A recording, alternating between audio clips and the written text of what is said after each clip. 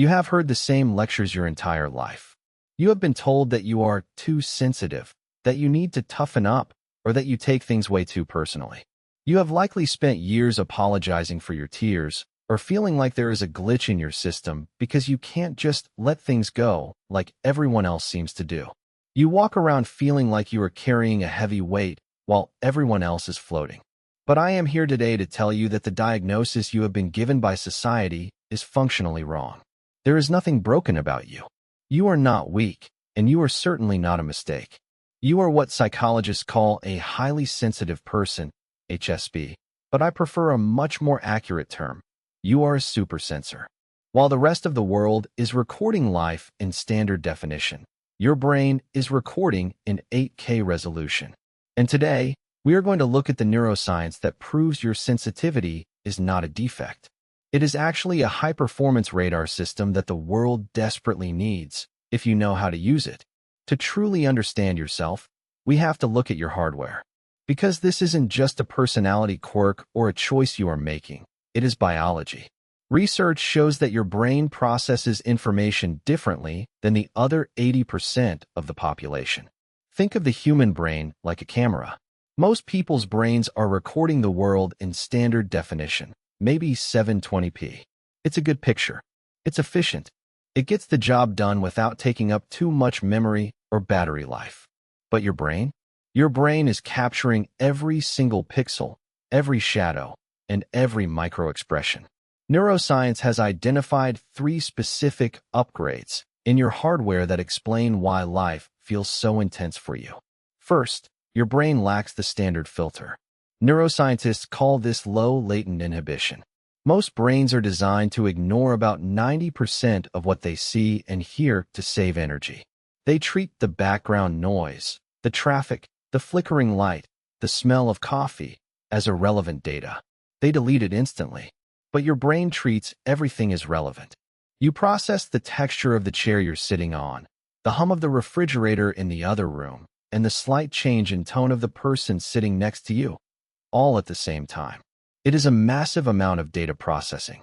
And this is why you get overwhelmed in places like shopping malls or loud parties.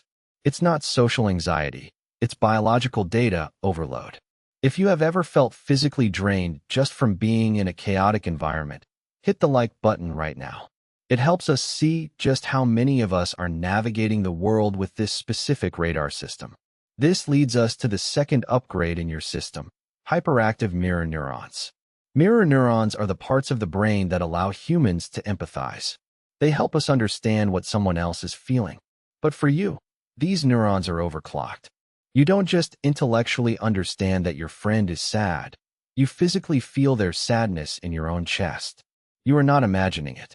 Your brain is literally simulating their emotional state within your own nervous system. You walk into a room, and you can instantly feel the vibe before anyone says a word. You know when 2 people have been arguing, even if they are smiling. You are an emotional sponge in a world full of spills. This is a superpower, but it is also exhausting because you are constantly carrying emotions that don't belong to you. And third, this leads to the most misunderstood feature of your hardware, depth of processing. Psychologists call this the pause-to-check strategy. In a conversation or when making a decision, you might feel like you are slower than others. You might beat yourself up for hesitating, for overthinking, or for not having a snappy comeback instantly.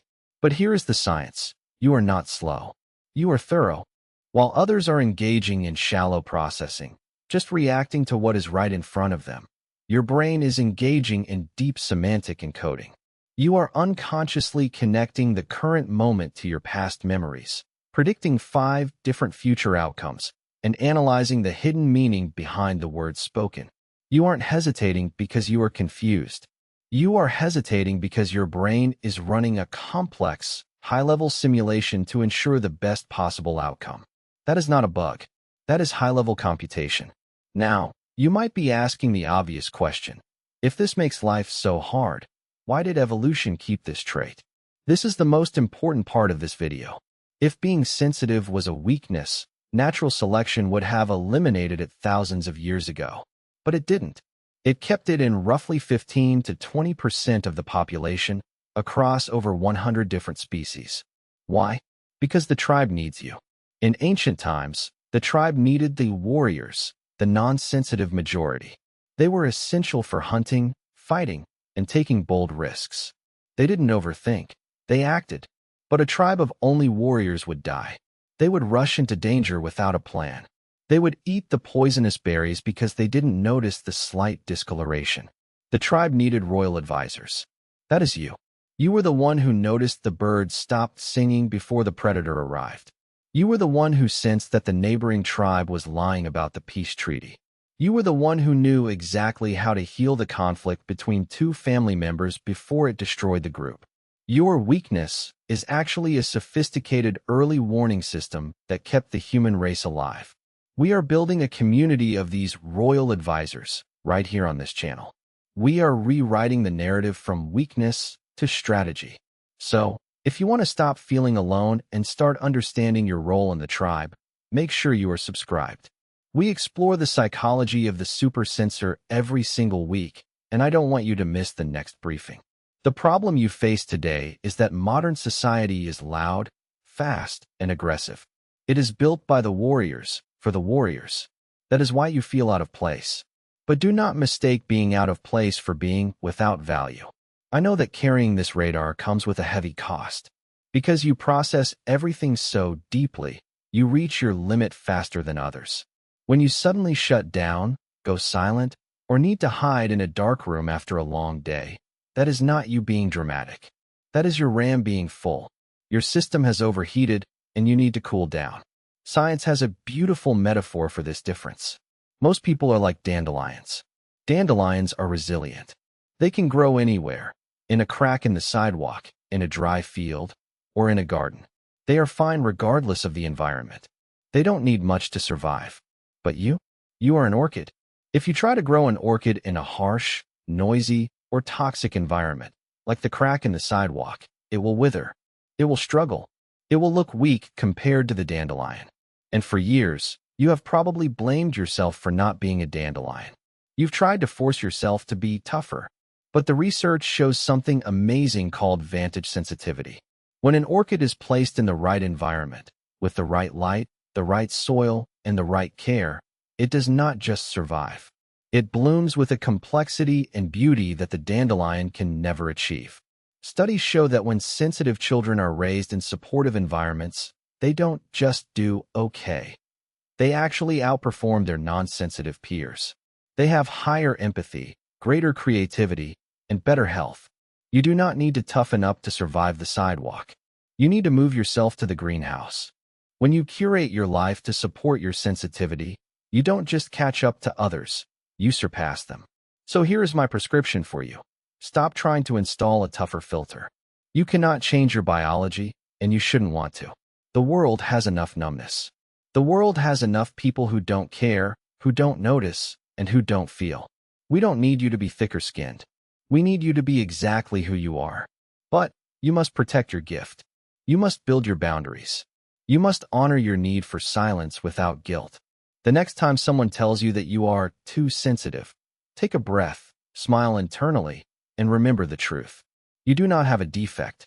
You are just seeing the world in 8K resolution while they are watching in 720p.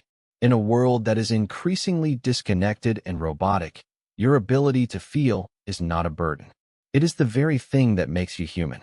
Now, because you possess this high-resolution radar, you might have instinctively built a wall around your private life. You might be that person who logs on to social media, watches everything, but rarely posts anything. To the outside world, you look like a ghost. But psychology suggests that this silence isn't empty. It might be a sign of a completely different kind of strength that most people overlook. If you want to know if your digital silence is a sign of high confidence or hidden anxiety, you need to watch this video right here. I break down the psychology of the online ghost and why stepping back from the feed might be the healthiest, most strategic thing a super sensor can do. I'll see you over there. The world out there runs at 720p, but if your brain processes life in 8K resolution, then this channel is exactly for you. Hit like if you agree that sensitivity is a superpower and subscribe to join me in decoding the deepest corners of psychology every week. Don't let your incredible operating system go to waste. Let's upgrade it together.